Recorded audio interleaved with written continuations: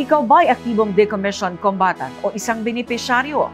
Alamin kung paano ang proseso ng implementasyon ng Educational Assistance Program for Decommissioned Combatants o EAPDC na nakapagserbisyo na sa mahigit 2,000 estudyante na nag-aaral sa kolehiyo. Ang buod ng kwento sa Partners in Peace and Progress mula kay Jen Garcia. Ang Educational Assistance Program for Decommissioned Combatants, EAPDC, ay bahagi ng Normalization Program sa ilalim ng Comprehensive Agreement on the Bangsamoro. Ipinapatupad ito ng UPAPRU, katuwang ang MSU system upang magbigay ng tulong pang-edukasyon sa mga kwalipikadong mag-aaral sa kolehiyo o bachelor's degree.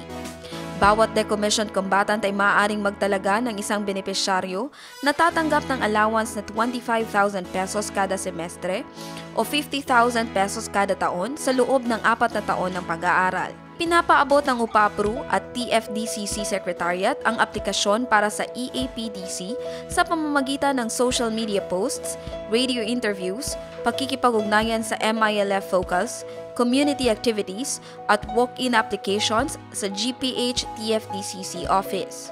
Sa pagsusumite ng aplikasyon, magsasagawa ang TFDCC ng assessment alinsunod sa guidelines ng GPH at MILF upang matukoy ang kwalipikadong benepisyaryo. Maaaring mag-apply ang mismong DC o ang kanyang itinalang benepisyaryo noong nagpapadecommission. Pinapayagan ding mag-apply ang asawa, anak, kapatid o apo ng DC kung may kaukulang dokumento na magpapatunay ng kanilang ugnayan.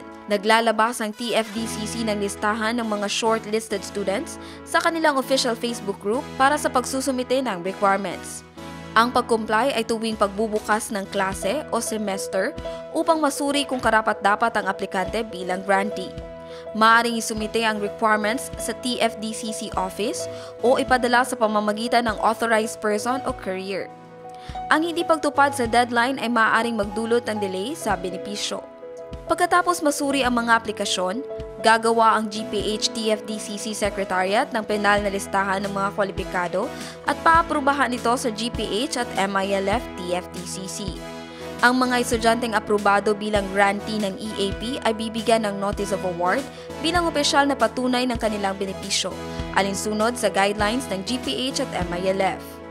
Hinihikayat ang mga mabibigyan ng tulong sa pag-aaral na magbukas ng account sa Land Bank of the Philippines para mas maging madali ang pagbibigay ng tulong. Pwedeng ipakita ang Notice of Award para makapagbukas ng piso account sa Land Bank. Ipapasa ng TFDCC ang listahan ng mga naaprubahang aplikante sa implementing partner ng UPAPRU. Sa kasalukuyan, nakikipagtulungan ng UPAPRU sa Mindanao State University System sa pagpapatupad ng EAP. Ang MSU system ang nagpoproseso ng semestral allowance sa pamamagitan ng cheque o ATM at nagtatakda ng petsa at lugar ng releasing. Direkta itong natatanggap ng grantees habang ang UPAPRO at TFDCC ay umaalalay at nagmomonitor. Nagsisimula ang assistance mula sa aplikasyon at approval at walang reimbursement para sa mga nakaraang taon na hindi sakop ng implementasyon ng programa, alinsunod sa guidelines ng GPH at MILF. Inaanyayahan ng mga aspiring grantees ng EAPDC na sumali sa official Facebook group ng TFDCC at antabayanan ng mga announcement. Layunin ng opisina na hindi lamang makapaghatid ng tulong pang-edukasyon sa mga estudyanteng Bangsamoro, kundi makabuo ng mga profesional na may respeto, matatag na karakter, malasakit sa kapwa at dedikasyon sa paglilingkod.